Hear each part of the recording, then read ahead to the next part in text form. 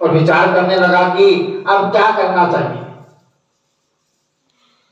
फिर राधा ने उस जल को जो ही अपने पैरों पर डाला त्यों ही उसके पैर काले पड़ गए।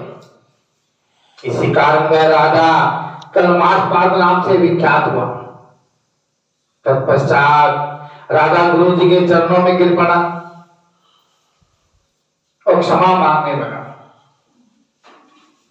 तब वशिष्ठ जी ने कहा कि क्योंकि यह पाप तुमसे अनजाने में हुआ है, अतः इस शाप का प्रभाव केवल 12 वर्ष तक रहेगा।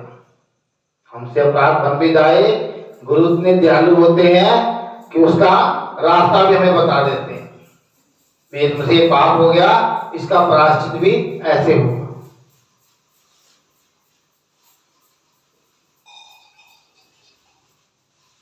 इसके बाद तुम अपने असली रूप में आ जाओगे और अनेक वर्ष तक राज्य भोग कर गंगा जल के प्रभाव से ज्ञान को प्राप्त करोगे।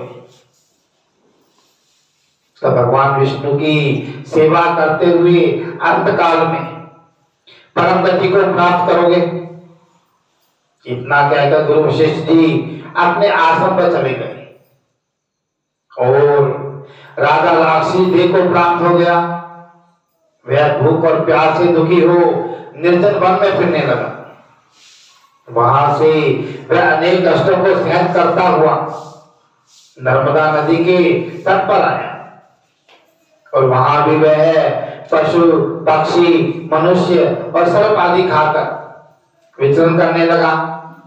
संयोगवश एक दिन नर्मदा नदी के तट पर घूमते हुए स्त्री के साथ रमण करते हुए उसने एक मुनि को देखा।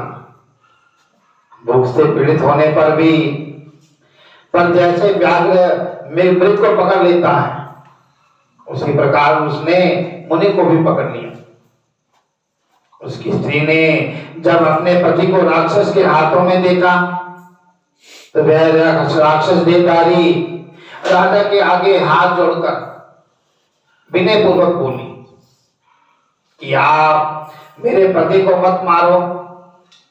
आप वास्तव में राक्षस नहीं वरन सूर्य कुल में पैदा मित्रसेन नाम के राजा। मेरा पुत्र भी बालक है, अतएव मैं बिना पति के इस वन में कैसे निर्वाह करूंगी। अतः तुम मेरे पति को प्राण दान दो। प्राण दान के समान अन्य कोई दान नहीं। उस स्त्री की इस प्रार्थना पर राक्षस का कोई प्रभाव नहीं पड़ा और जैसे व्याघ्र एक मृग के बच्चे को पकड़कर खा जाता है, वैसे ही उस मुनि को जो उस समय अपनी स्त्री के साथ मैथुन कर्म कर रहा था पकड़कर खा गए। तो मुनि की स्त्री ने उसे श्राप दिया कि मैथुन करते हुए तुमने मेरे पति को मारा है, अतः जब भी तुम मैथुन करोगे तो मृत्यु को प्राप्त हो जाओगे और पुनः राक्षस देह प्राप्त करोगे। यह दो श्राप सुनकर राक्षस देहधारी राजा भी क्रोध में आकर कहने लगा कि हे दुष्टे, तुमने एक अपराध के बदले में 2 श्राप दिए हैं, अतः तुम भी राक्षसी होकर इसी वन में फिरती रहोगी।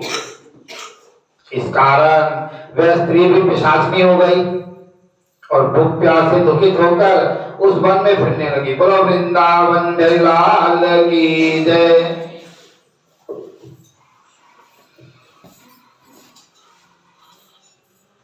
बोलो